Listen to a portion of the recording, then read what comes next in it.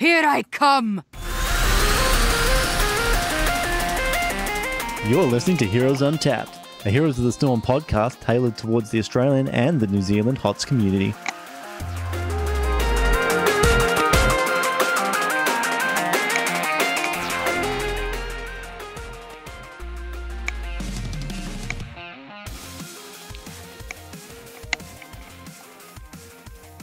What's going on, everyone?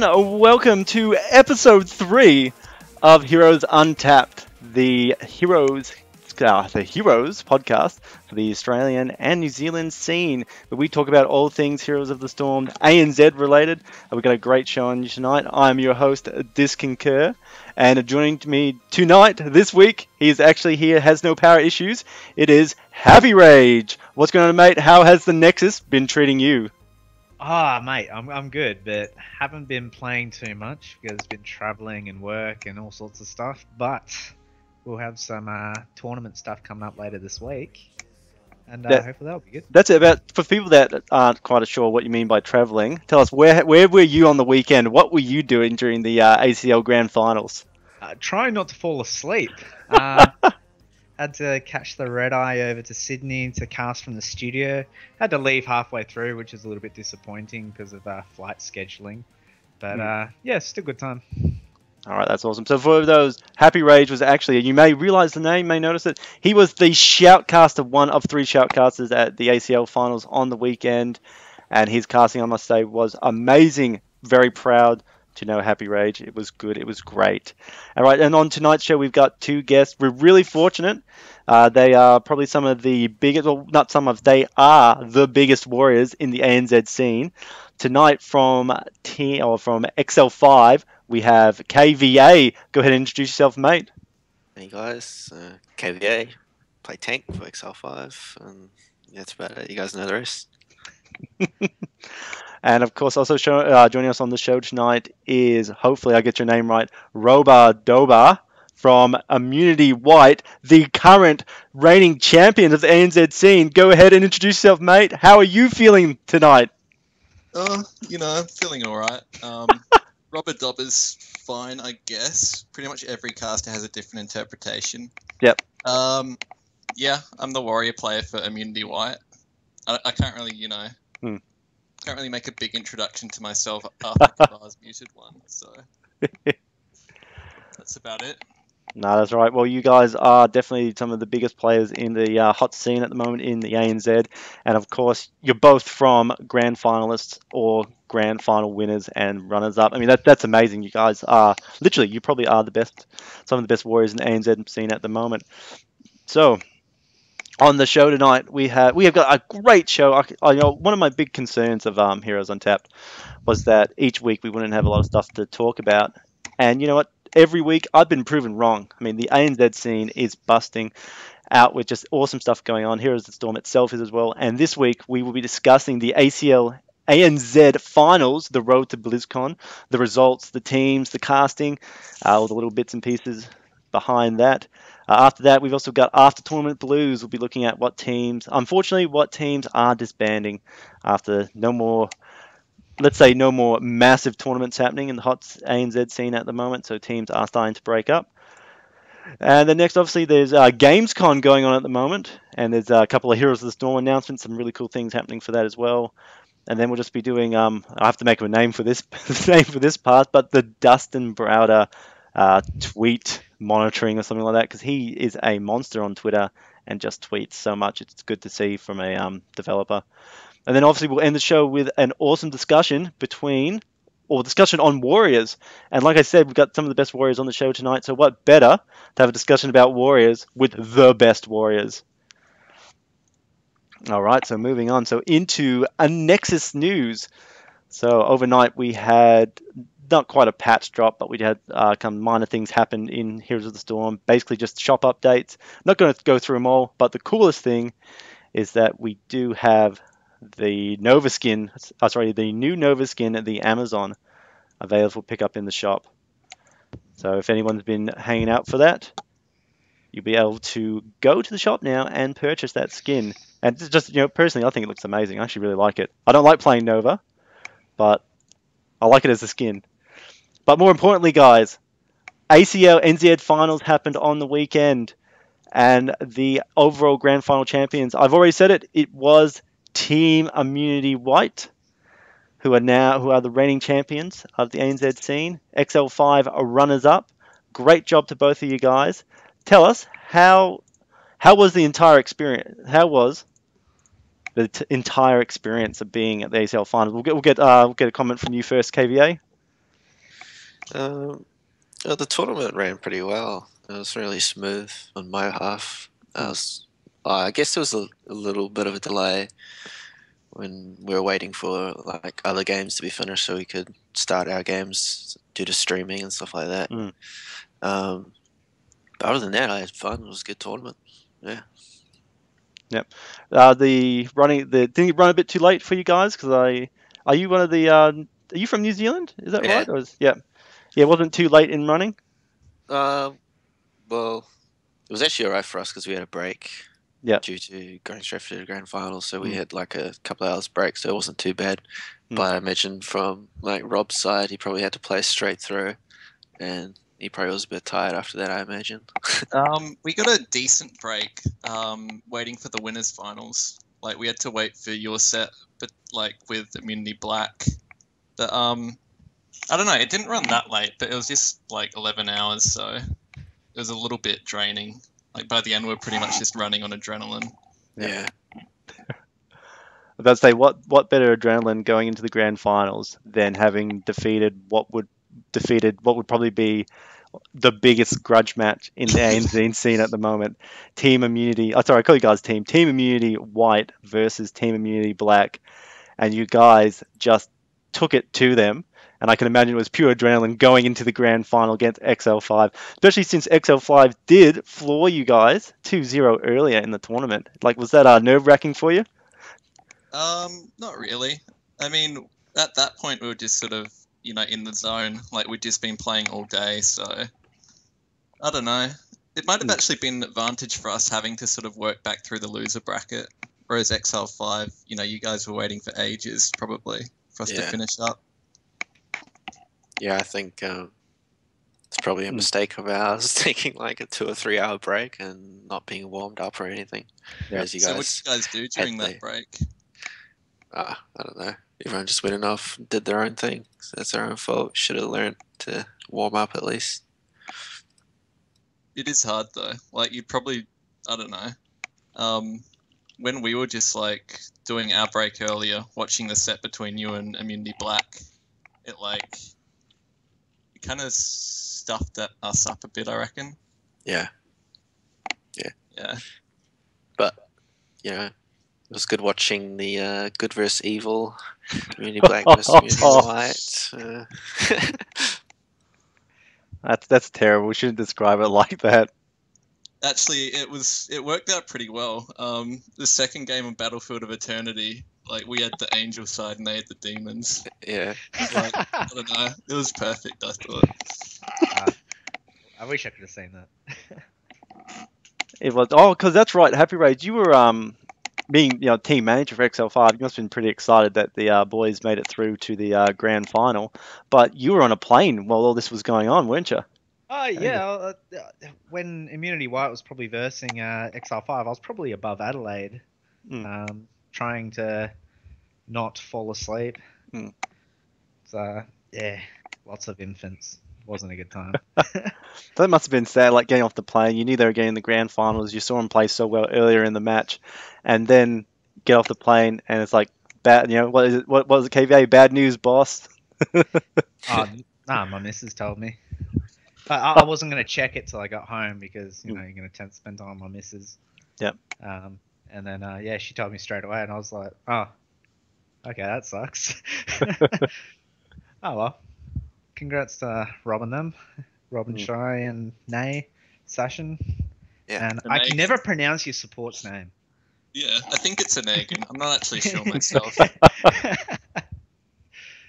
Yeah, no. I just wish I could see it. That's my biggest regret, I guess. But oh well. I still haven't gotten around to actually watch the VOD. I need to do that. It was actually to be honest, it was a pretty good game. There was a few this is funny to say from my angle, not being a competitive player, but there's a few mistakes made by both teams. One team more than the other, obviously, because you always have a winner, always have a loser. So KVA, I think one of the biggest ones was that boss engagement. What was the talk behind you guys at that time going in to try and pick up that boss when basically our immunity was just so close in? What was the mindset behind that? Was it just if On we can pull this off, we can really hurt him? on Curse Hollow. Yeah. Yeah. That was fucking. Sorry, that was trash. Language. That was really bad. But Yep. I think it was just game 3. You know, everything's on the line. Pressure is getting to everyone. Everyone's Yep. on tilt from losing 2-0 so far Yep. away. And I think, I don't know who made the shot call, but Mm. yeah, it was just like, we need to do something to win. Yeah. Especially because I know you take the game 10 minutes before that, and we were like completely out pretty much. There was no Yeah. way we were coming back, Mm. and we managed to pull ourselves back. So it was basically, I think everyone was, just under pressure and really hyped up, and yeah, it's something that you would never see us do, and like if we were in a calm state. So yeah.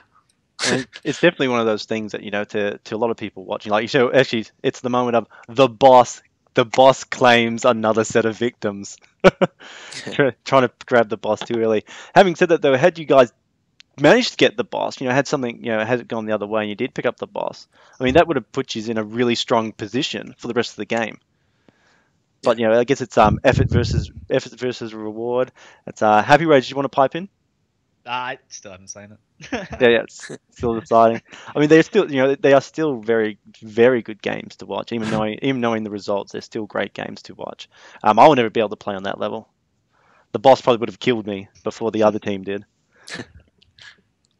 So I think that last game was pretty, a bit of a throw fest just in general from both teams. Both pretty damn nervous, I reckon, at that stage. Yeah. Actually, that's even. I guess that's a pretty good thing to really bring up as well. Even going into that last game, you've managed to catch up to XL5. You've gone above them in points for that round. Going to that last game, was it even nerve-wracking, even knowing that there was still 2 more games possibly to play? Was it still really nerve-wracking knowing, gee, we know these guys, we've played against them before. This could just go out to the full 5 games. Like, how does that play on the mind, play on the nerves going into a game, even with a lead? You can't.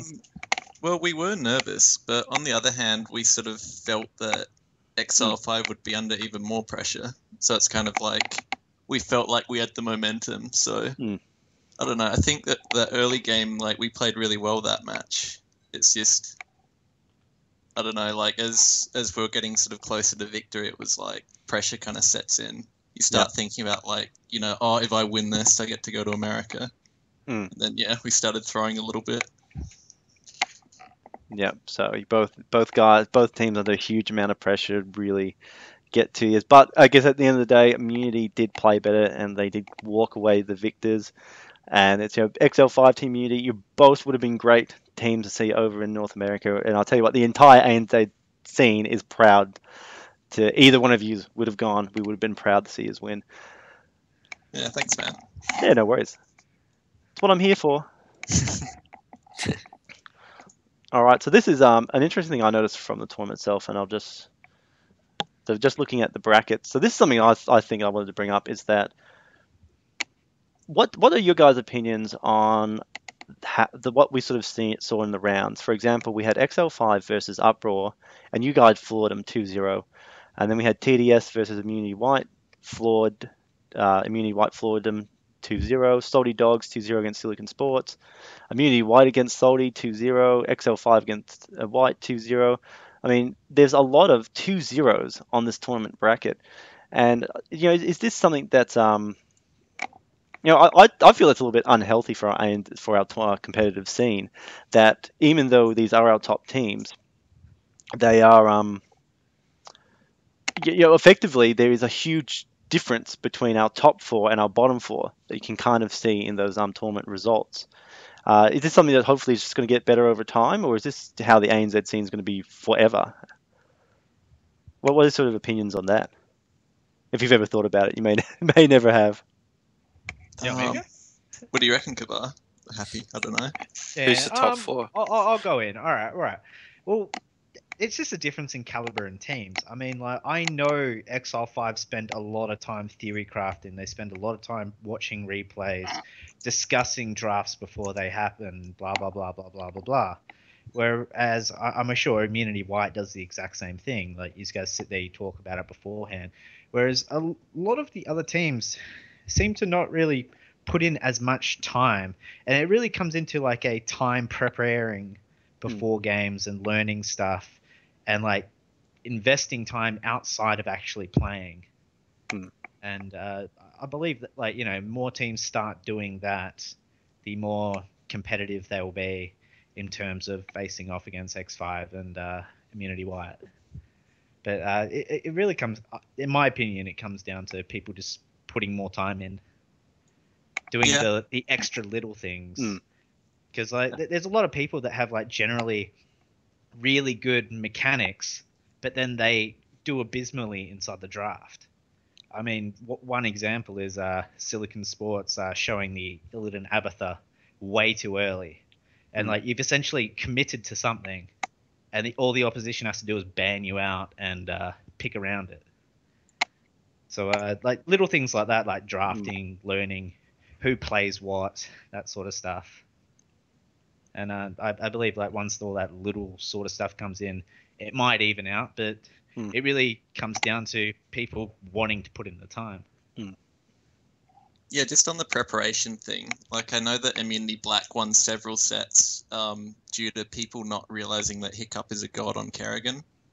So like they just let him have it and then he just carried the game. Yeah. So there's even just knowledge behind all the teams. Because so my idea of the top four amongst those 8, like the top 4 I saw in the tournaments were XL5, Immunity Black, Salty Dogs, and Immunity White. I mean, Silicon Sports, TDS, Basilisk, and Uproar. It's I mentioned this on the podcast last night. Not so much Silicon Sports. I probably do have to retract that statement. But Uproar, TDS, Basilisk. To me, they seem like very much new teams, and they had good players, but they may not necessarily been the strongest representation of the scene in the ANZ scene in that tournament. Having said that, they played in the in the July qualifiers, they played the way they should have on tournament day, and have obviously got through. But just going back to preparation is what else is there these teams should be doing to really get some of these games more out to a 2-1 series where we can actually see both teams really shine against each other and really having to overcome. Is it all just preparation? The team's not preparing for a tournament day properly, or? I think with preparation, you also need to be prepared. Like you can prepare for the drafts, but you can watch VODs and copy a pro team's drafts as much as you like. But if you don't know how to actually execute the comp, then you're just digging yourself a hole. I've seen teams pick like certain compositions and then they play it completely wrong. They play the wrong style and it just ends up working bad for themselves. So I think preparing yourself for the draft and also preparing yourself and practicing those compositions helps. And it's also about just being able to handle the pressure of like when things actually are on the line. So it's like Immunity Black, I think, did way better than I thought they would. I think a big part of that is because they're sort of used to it. They know how to handle the pressure. Yeah, a lot of other teams just seem to wilt. Yeah. I think experience helps quite a lot. Like, with Immunity Black, Immunity White, and XL5, we've all been playing tournaments for such a long time. We know what it's like. Whereas some of the other teams might, fall under the pressure, not being used to it. Yeah. All right. Very, very good. And just last thing, so it was awesome. Obviously, Immunity White were the winners, and then we followed up with XL5 coming up, and then just go back to the bracket for a second, and then obviously our follow-up team from then were Sorry Dogs, but this thing doesn't actually say it at all.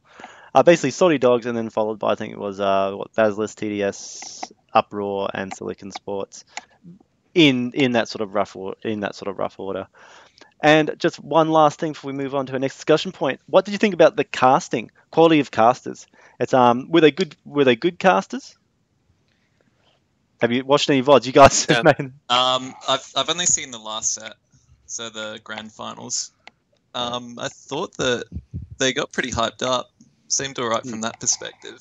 Yeah. Their game knowledge was probably a little lacking, but I guess there aren't too many casters around for this game in particular.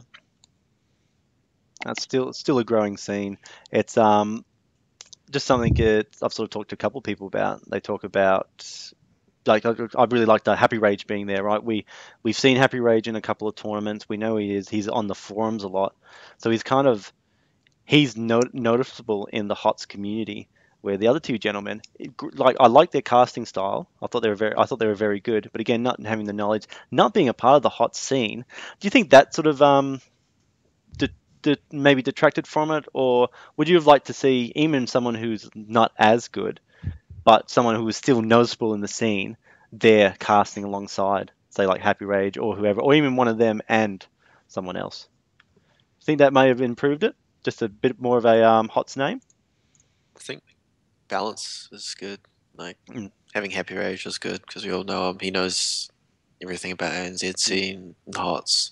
And then having someone who's an experienced caster, like Inferno, I don't know how you pronounce his name, but he casted, like, his play-by-play was really good, so it was real hype.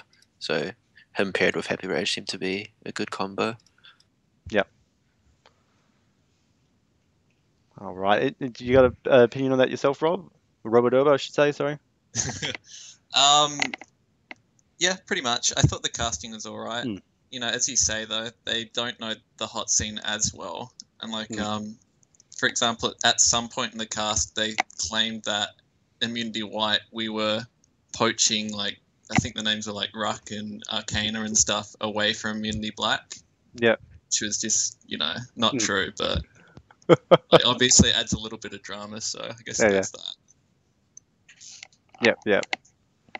All right, some potentially mistruths. Obviously, I read a piece on Reddit somewhere that said that. maybe I'm not letting it go. And HappyRage, you were involved with it. What was your own thoughts and opinions? I wish I had volunteered to do some more play-by-play. Pretty much like when I rocked up, the three of us casters sat down. They both said to me that they wanted to do the play-by-play, and I'll just sit back and relax. Yep. And so I did what I was told. And I wish I had have maybe said, hey, can I at least cast one or two fights? I don't know. Yep. But oh well. It was a good time, I guess. The setup was amazing. Oh, I bet it was proper really studio casting. Yeah, man. Like being able to see like the stream on one screen underneath the desk, and then like the game on another stream, and like absolutely amazing setup. Really, really jealous of that. I'm used to like just sitting inside my pajamas, sitting in front of the computer and relying on somebody else to do the stream for me. So no, that was really good. That was probably my only regret is not volunteering and just kind of sitting back, really nervous, and like, you do this. I'm like, yes, sir, I'll do that. But no, it was really good. Casting with Ellison was really good. He's Inferno. Yeah, it was a really good time. That'll probably be my only regret, and the booking of the flights and timings. But no, it was really good. Yep. Oh, that's very, very good to hear. I'd say it's I did like the casting. I think the showmanship of it all was very professional, very well presented. The knowledge was lacking a little bit, but I don't think anyone was expecting people new to the scene. I was thinking about it, and I thought, gee, for next year, if it's a similar situation and they get a similar set of casters on, they really should get them to come and help cast the June and July qualifier, whatever months they are next year. to get that, just so they're involved in the hot scene a little bit more. I thought that would have been a little bit nicer, just a little bit more involvement in the hot scene prior to the August tournament. But I said that I think they were both great casters, great showmanship, and definitely, definitely would listen to them again. Just don't talk about Tassadar taking force wall. All right, so that's that's all I sort of had down for the ACL. It's I think it was a great event. It was awesome to watch. Just your final opinion. Well, do you want to do final opinions, or just move on to the next discussion piece? Just move on. Just move on. No worries. I think we've said enough. It was a great event. We all loved it. Congratulations, Team Immunity White, for winning.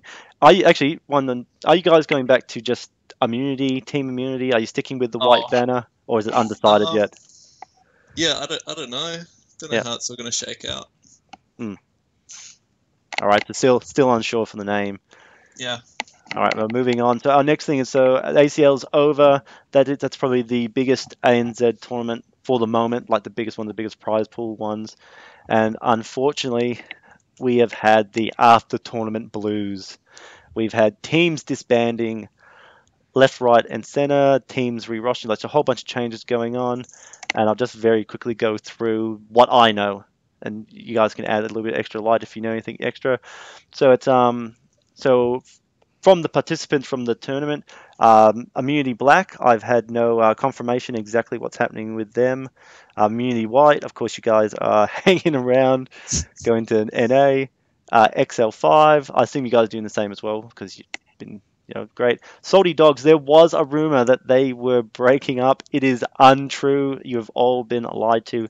They are staying together. They'll be looking to obviously recruit, or just to sort of jiggle around their roster a little bit.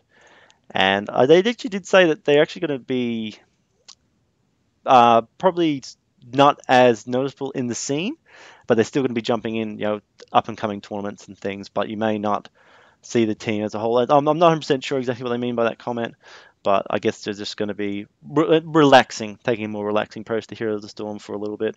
Probably just means less scrims. Yep.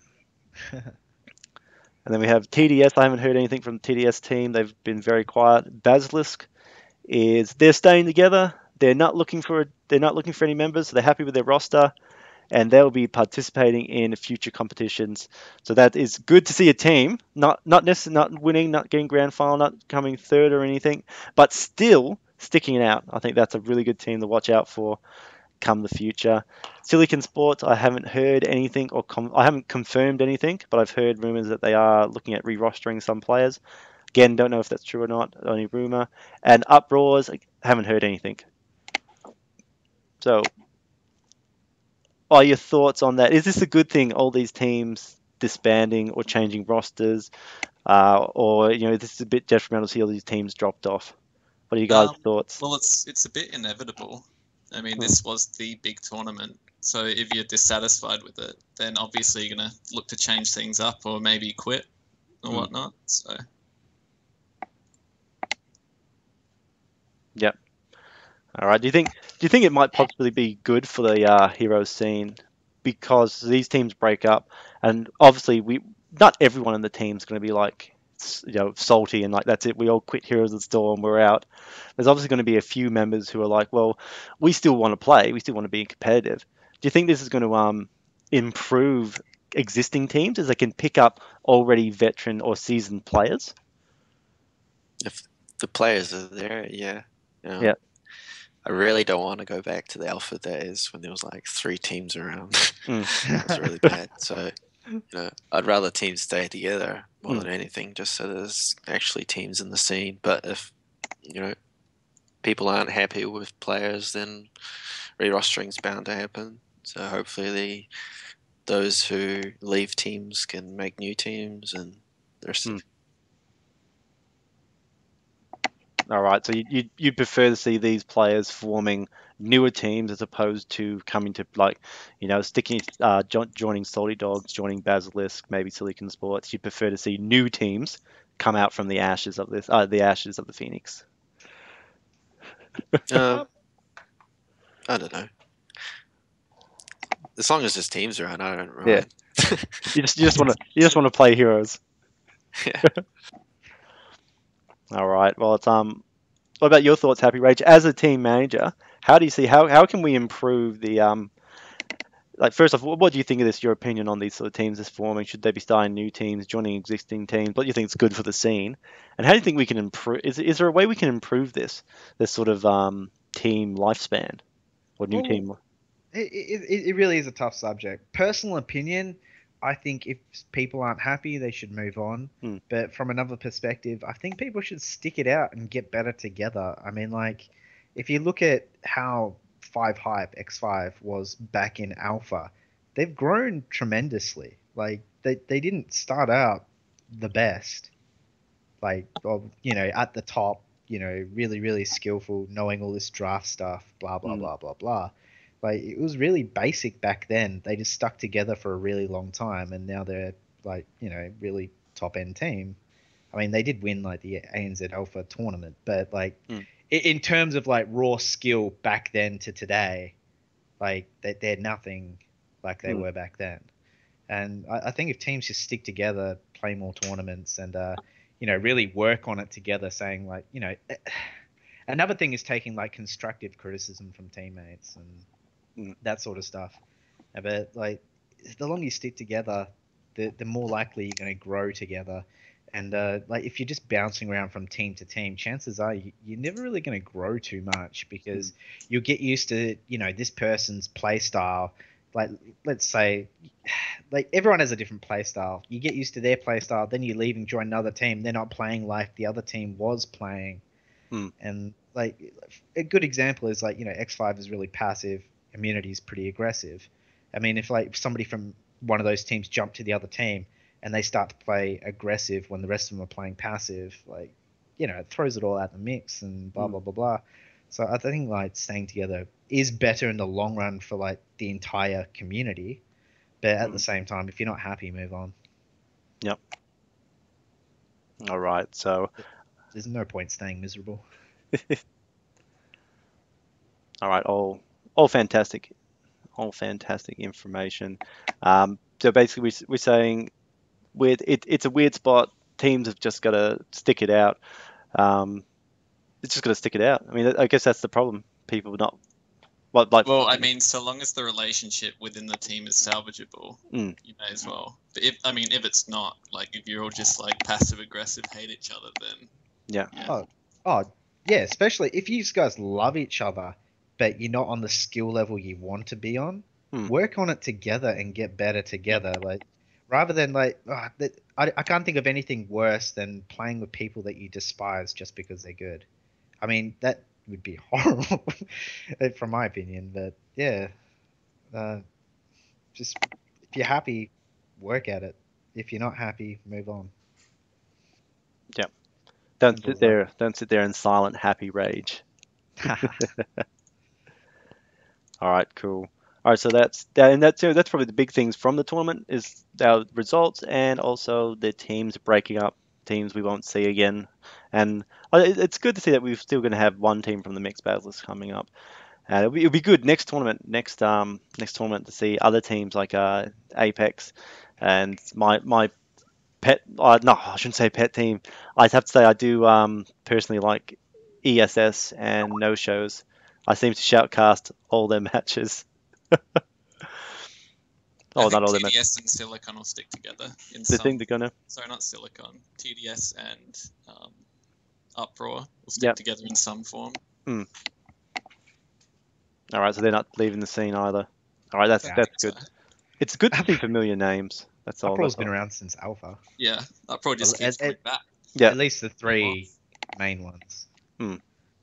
Crumpet, Falco, and Dracor. Yeah. So and Chivalry. Yeah. Yeah, 4 of them. Oh, cool. All right, moving on. So on our next discussion point, so it's I didn't get the images, unfortunately. It makes me a bit sad. The couple of images on Reddit were leaked in the Korean Reddit the other night for the monk. If anyone wants to go check that out, I'm sure you'd be easily able to find the Reddit. I wish I got the links of the images, but I forgot to. Very quick mention: Gamescon is underway, and there is so much cool stuff already being leaked out from it. that hasn't actually been announced yet. And there was a cool tweet sent out by Dustin Barauda the other day. Someone asked him a question about Heroes of the Storm at Gamescom, and he replied, "Because I'm drunk, I will tell you, yes, we will be talking about, yes, we will talk about new stuff." And there was a bit of speculation. We talked a little bit last week if anything cool was going to happen at Gamescom. However, today some awesome stuff has been released. That's the Nova skin, not that one. Talking about Gamescom. The new map, the Final Eternal Conflicts map. It looks pretty cool. All lava field. It's 3-laned. That's pretty cool. What's this? You can see pictures of it on Reddit. Yep. I'll put up in a second. I'll link it in Skype. So that's pretty cool. If you jump on the stream and mute the audio, you can see the images I'm displaying on the screen. But also, are you guys ready? After the monk is done and dusted, after the monk has been released, we'll be getting a new hero onto the scene, and it will be Rexar. Yeah, buddy.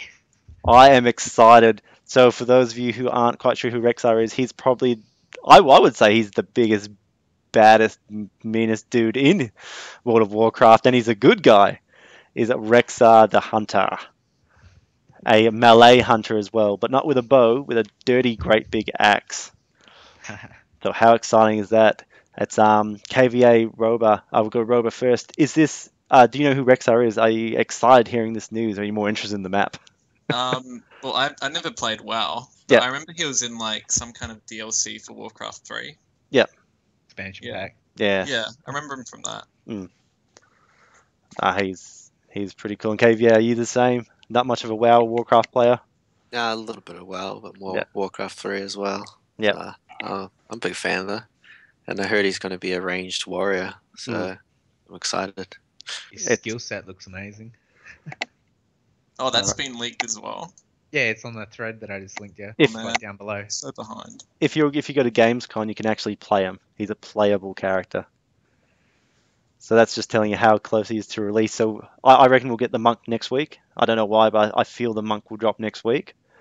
And then 3 weeks after that, we should have Rexar. How awesome is that going to be? I'm looking forward to it. Me too. All right, and so that's the cool announcement from GameCon, and that will probably what they'll be announced is something similar. These heroes, the map, probably the monk dropping next week or something like that. Very cool, very cool. And then just one last moment on another comment by Dustin Browder. I guess King Leoric can maybe brought this a bit more solid to light. It was Royal Brightwing asked if backdooring isn't fun and needs fixing. Can keeps have shields to at least one of their respective towers is down? ? And Dustin Browder replied, "It's an idea, but maybe we need a general fix. I think I agree." So, not necessarily they're going to put shields on keeps and fortifications. I'm not talking about that. But what do you think they might do as a general fix to stop backdooring into the keeps and keeps and fortifications? I wasn't aware that it really needed fixing. Didn't seem that big of an more of a issue to quick me patch. on this patch. I think King Leoric's brought it more into light because more people are dive bombing King Leoric ghost form into the keeps and fortifications. That sounds terrible, though. How can the other team not just win?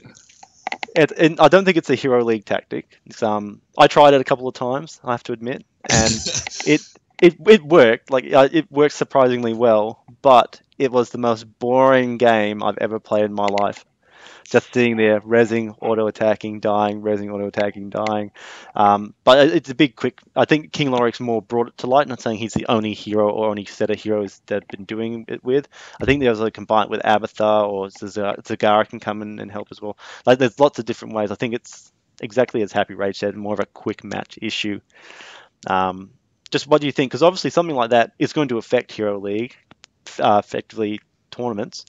Or is this news to you and you guys really need to think about what they might do to screw everyone over? I'm a fan of backdooring. You're a fan of it? Yeah. Yeah, I don't mind it. I mean, you can counter it. It's not... I mean, yeah, I guess you're for smart new enough. ones, it is hard to sort of deal with. Yeah. But, yeah, I don't know. Just competitively, it seemed like it was in a fine place. All right, you guys think there's no issues with it? Well, so HappyRage, what's your final statement, or what do you reckon? Anything you want to ask KVA and Robdobah yourself?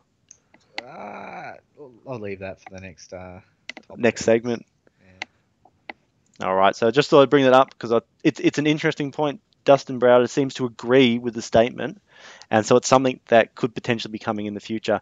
We also found out as well that the season 1 for Hero of the Storm is still quite a bit of time away as well, in another tweet from Dustin.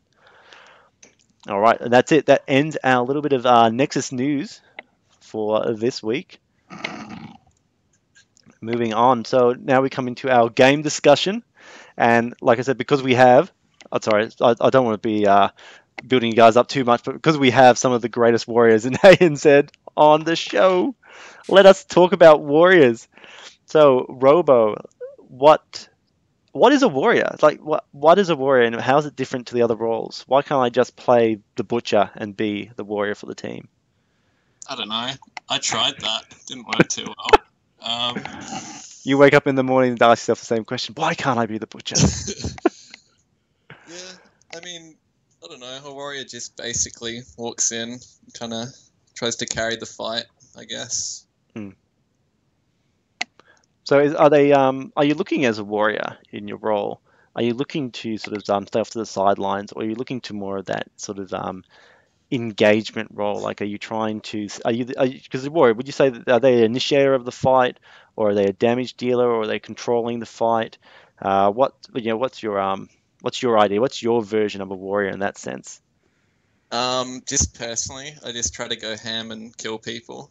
Yeah. You can sort of peel as well, I guess. But I think in this game, like, I don't know, it might also be just generally people don't position as well as they maybe should. But as a warrior, if you really know what you're doing, you can like find really good fights for your team and basically just carry before the fight even starts. Yeah.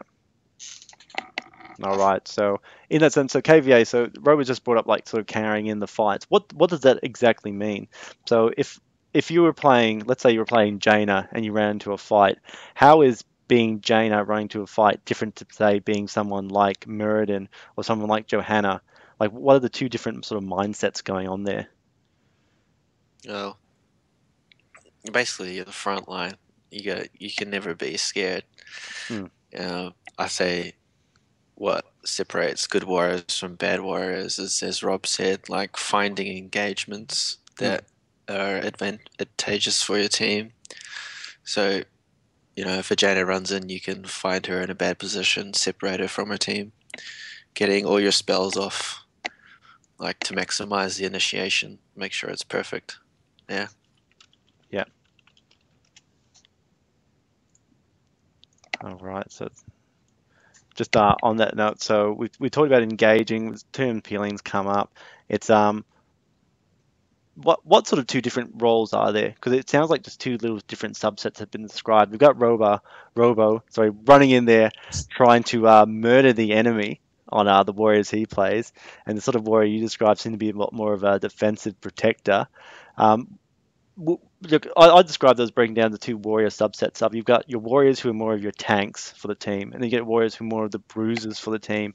Is that really a good example that you've that's sort of your definition? You got ones that are also damage dealers in their own right, and then you got the ones that are more defending or protecting against the team, protecting the team.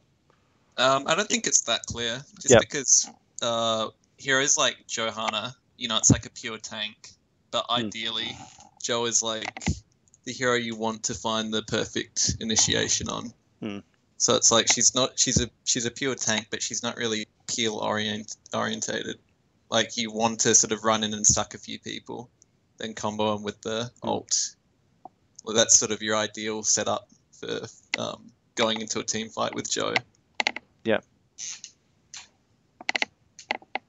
Yourself, KVA? What? I think like Rob seems to like me and Rob been playing against each other for a long time, so we know. Like I tend to play tanks like ETC, more the like tanks who don't do that much damage, where Robs likes to play, like Nubrak and Sonya and stuff. So you can see if I tried to play ETC the same style as Rob, it wouldn't be that effective. Like trying to do damage to their backline's not going to really do much. Oh, Kavar, you barely see my ETC. So it's pretty interesting. How do you guys like determine if you're going to be peeling or like, you know, be defensive or be aggressive on, let's say, like an ETC?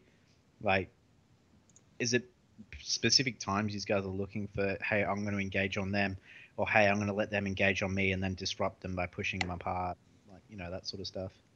I sort of change it depending on how the fight goes. Like, obviously, in a perfect initiation, my backline's not going to be doing anything, and their whole team's going to be focusing me while I mosh pit them or whatever. But if, like, the initiation doesn't go well and there's 3 people on my backline, then I'm going to have to peel back, because as an ETC, I'm not going to be able to kill the other 2 members faster than those 3 are going to be able to kill my members. So, yeah, I just judge it depending on how the fight goes, whether I'm peeling or going forward.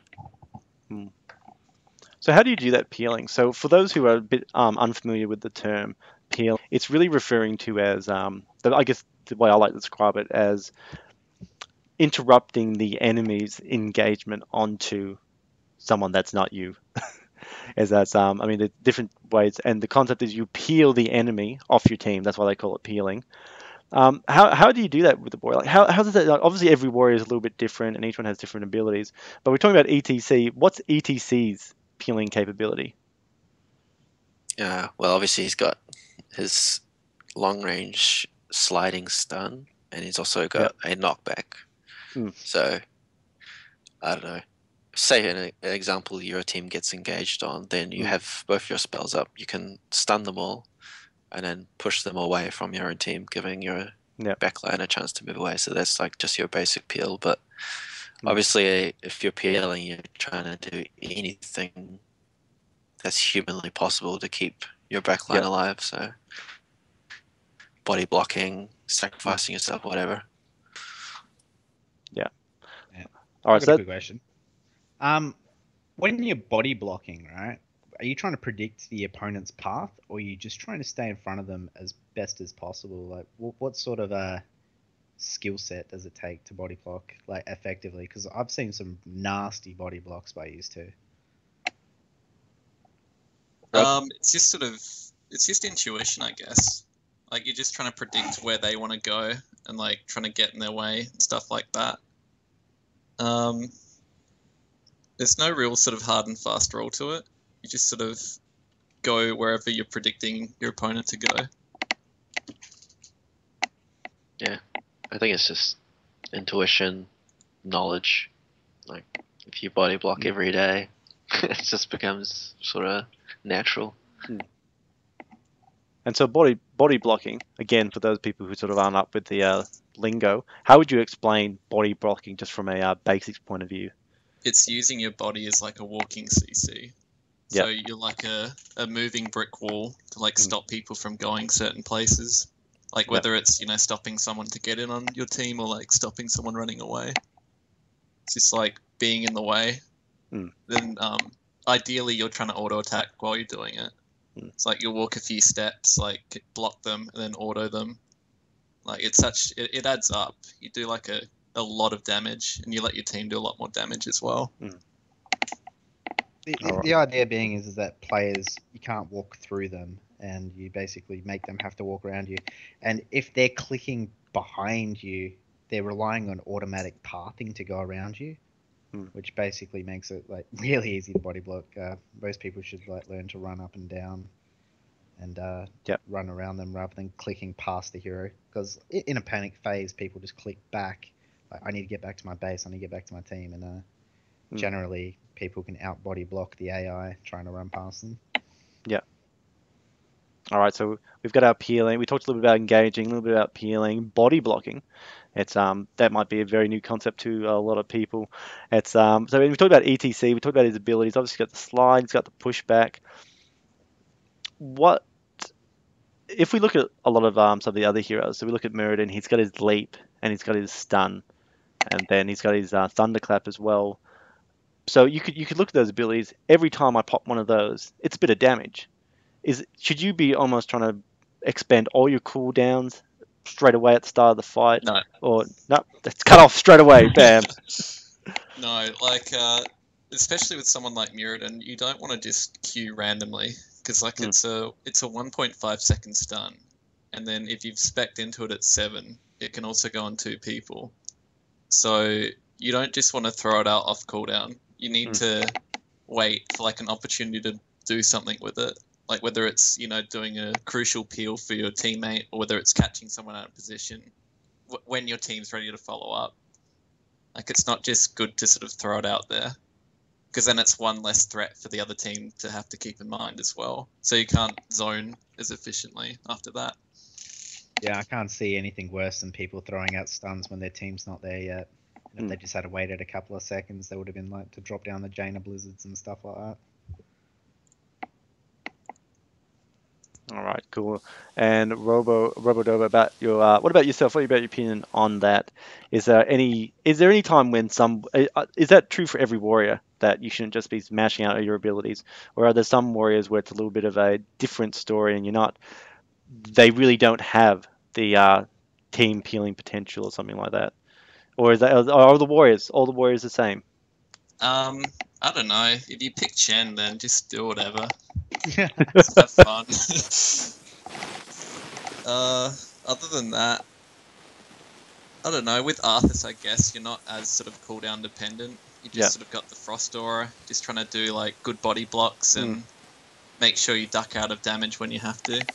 Yeah. Not really holding on to anything special, unless you've got Syndra. All right, so Arth's a little bit different because his abilities are more damage focused or heal focused. So use them maybe on, maybe off cooldown. What about someone like so this I have to say, just bring up this point. How does it feel to be the father of Sonya play in the ANZ scene? I can't really claim that. People like Vikarak, Magikarp, Kangor, all been doing it for longer than me, I think. You've just, unfortunately for them and fortunately for you, you've just been very much in the spotlight, especially in the July qualifiers. I think there was a lot of Sonya play, and it's or maybe there's only 1 or 2 games, but definitely after the tournament, I logged on the next day and I talked to so many people and they're saying, "Oh man, gotta try out Sonya, gotta get better with Sonya." But just with a character like Sonya, so I sort of use the phrase she's more of a bruiser, right? She's not your traditional tanky style warrior, so she's more of a bruiser. We just talked about not using your abilities off cooldowns. What about Sonya? How different is she than all these other tanks? Because she's been considered to be a terrible warrior. Sonya, you have to be really good with the Q. The Q being the hook, where you hook onto someone. So you need to have really good judgment of like when to use that, when to hold on to it, and all that kind of stuff. Because it's not only is it your only sort of CC, your only gap closer, it's also like your only way to generate a lot of fury. So you have to be really good at judging when to use that. Other than that, though, you can sort of spam a bit more. Your other abilities have short cooldowns. So if you're near someone, just continually slam them, or like if you need to heal up or get ahead of someone, just use the whirlwind. All right, again, so even Sonya still falls into that role that shouldn't be using your abilities on cooldown. Should be looking at the most optimal times to use them. Pretty much every hero in the game's like that, though. To be fair, to some degree. I mean, you just hold on to your stuff until you kind of need it, I guess, or until it's like the most optimal moment. Alright, so how do map choices affect your warrior selection, if there is any?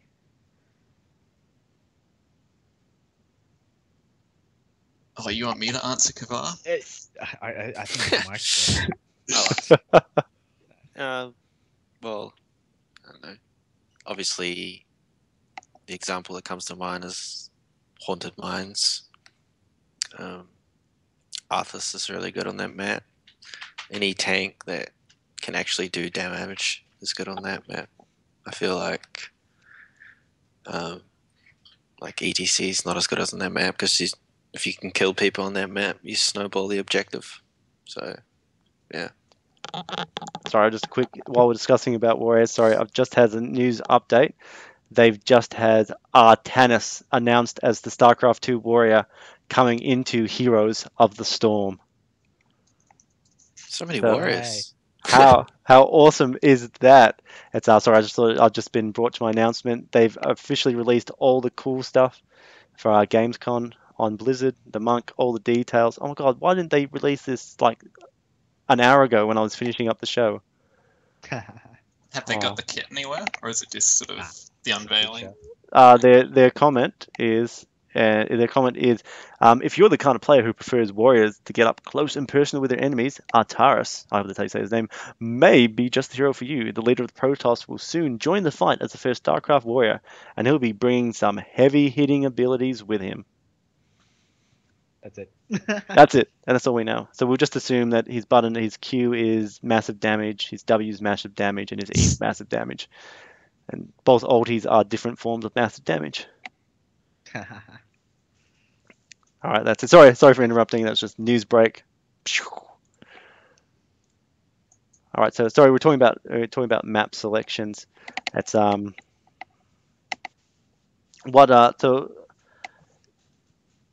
yeah, so like I think KVA, did we get your opinions on that? So map selections for warriors, how they sort of determine the change up. Yep. We All did. right. Sorry, distracted by our production It's crew. fine. All right, awesome. Another couple of questions got from, because I actually went out to the ANZ community this week, asked them what they were interested in about Warriors, and they did say that, one question I think is really actually interesting to ask, see what you guys' opinions.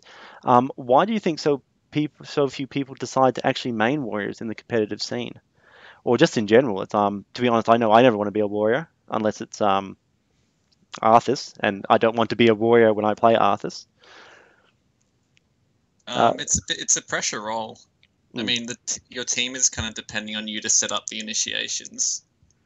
So it's like, I don't know, it can be nerve-wracking for some people, I think. And you can also have, when you're trying to learn your limits on Warrior, you can also have unfortunate moments where you just sort of run in and die. Yeah. So it's just, I don't know, I think it's hard to master compared to other Yeah. roles. Is it just there's a lot? Is there so with KVA we'd say like there's a lot riding on you. It's you're the one making that engagement decision. I mean, at the end of the day, you could have someone shot calling or telling you to go in, but at the end of the day, you choosing to go in or you choosing not to go in, you have control. And Yeah. at the end of the day, people are going to look at you and say you should have gone in when we said. Well, your shot caller can say engaged now, but it's just simple to say that. Yep. It's as a warrior, you have to actually do the engagement. So, looking at the enemy team and deciding what you're going to do. Yep. All right, just as simple as that. It's a role that's demanding a lot of pressure. And would you say that warriors get more criticism than any of the other roles in the game? Probably. Because if fights go bad, then the Warrior's probably the one who's going to die first, because they're the front Yep. line. I know my team says warrior's the easiest role. All right, so a little bit of different opinions there. All right, and we'll just get some other. Just a lot of really good questions came out this week, and we're still running on time. Wish I could ask them all. All right, so another interesting one that was asked actually came from Reddit. I thought was really good. I'll just see if I can find it again. Oh, Reddit's messed up for me. Someone just asking like it's how do we get these, like there's a lot of warriors in the game and they're all not on an equal playing field. There's some that never get really seen the day of light. How can we what do you think would be the easiest way just to bring more of the other warriors back into swing with each other, so it's not just the trinity of Muradin, Johanna and oh god, I can't remember, Mirrodin, Johanna, and whatever the no, Nubarak that we see so much of in a lot of games. What is it really just that all the other heroes suck and they just need to be patched up to be more playable, more viable, or is it a general game mechanics themselves that could be adjusted? I think right now, for some of the lesser tanks like Diablo, Stitches, Chen, they just kind of suck. I mean, you got to wait for buffs, I think, for them. But other than that, I reckon this meta is not too bad for warriors. Yeah. It's because I think that every warrior other than those three is okay to some degree. Like you get a bit of Arthas play, you get a bit of Sonya play now that I'm playing her. Like, Kavar remembers some of the other metas that we've had to deal with. Like, there were months where it was just Diablo ETC every game. It was just terrible. Yeah. I remember when it used to be pick Arthas or ban Arthas. And there you go, you had the best tank in the game. Oh, those were the glory days. Arthas with Envenom. Yeah. The thing about tanks is that it really depends on what your other team drafts as well.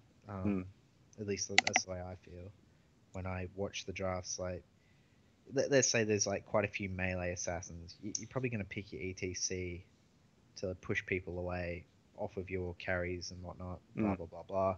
And then like, it really comes down to like, let's say you're missing reliable stun.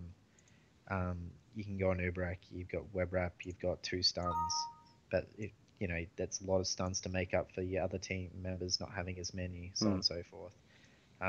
As for Diablo, used to be really good, not anymore. Shit.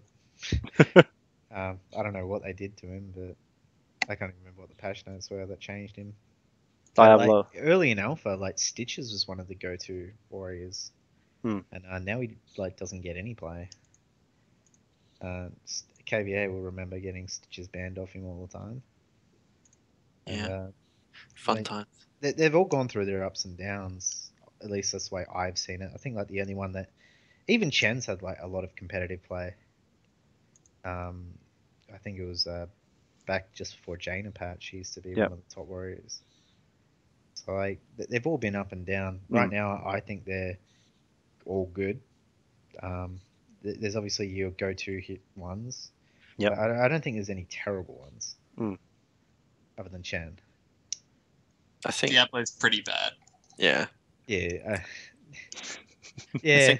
The 3 that we're talking about, like Stitches, Chen, Diablo, all 3 of them have received like massive nerfs, and they've just been like really bad since.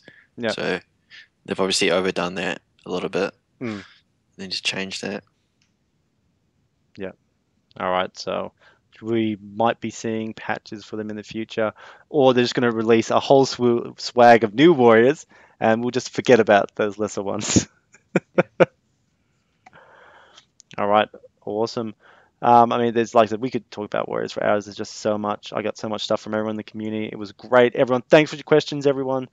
We really appreciate it because I am terrible at asking stuff and thinking. So your opinions are always needed to make this show better. And that's it. We are done for the show today, guys. I guess just final thoughts about anything we've talked on the show tonight. KVA, do you have any final thoughts on anything discussed? I'll just say congrats to Iron White for winning, and hopefully they do well in ANZ representing us. Yeah, other than that, that's pretty much it. All right. Also, KVA, well, just while we're at it, where can people find you if they want to know more about you, find out about tweets, updates, anything like that? Do you have any call outs, shout outs, anything else you'd like to do?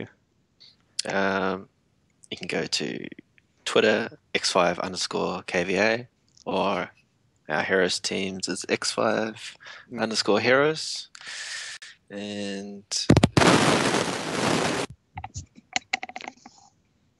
the microphone's back in the shower.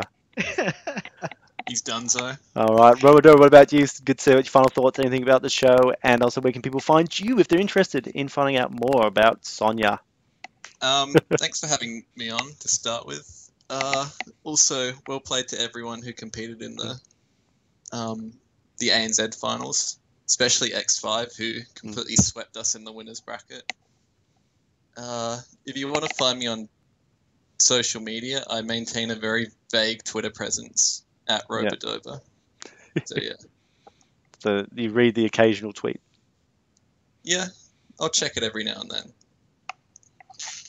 All right, too easy. And my amazing co-host, the tournament caster of the hot scene for ANZ, event organizer and manager for Team XL5, HappyRage, final thoughts, and where can we find you for more exciting content?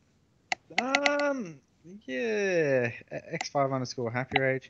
I was about to ask KBA if you're still doing those warrior coaching, because a couple of months ago he was doing warrior coaching for various people, teaching them how to do stuff. I don't know if he's still doing it, but might want to ask him about that. Yeah, I'm pretty happy with everything. Got tournament coming up very soon. I'm just finishing off typing it all up. Blah blah blah blah blah. Yeah. No, thanks for having me on again. Good times. No worries. Always great to have you. This time, but no power last week. Power this time. All right, guys, and obviously I've been your host, Disconcur. You can find me on a lot of sources. You can find me on YouTube. You can find me on Facebook. You can find me on Twitter. You can find me on the internet, and they are all, whatever the abbreviation, whatever the starting point is, Disconcur. The best way to get in contact with me is at Disconcur on Twitter, or particularly through my blog at disconcur.com. And yeah, no worries. So thanks very much for coming on the shows, guys. You have all been great. Loved having you on. Hopefully it's been interesting. It's been exciting. Hopefully everyone on Twitch channels loved the evening. And for everyone listening out there, thank you very much and have a great time in the Nexus. Now, hopefully this music will work. I don't know. I'm playing with uncharted technology here. Anytime now. It's going to start playing. There we go. Woo! I didn't think what I was going to do for the 30 seconds this goes for. Alright guys, hey guys in Twitch, stick around. I have a special surprise for you guys. I am giving away a hero code in the Twitch channel tonight. So get excited. Be active, because it's only going to ways to someone who is active in the channel. I'll also be announcing the winners of the skin giveaway for the retweet via Twitter for last week's episode. So stick around for the mini pre-show. That could just be me. Who knows? Thanks very much for watching.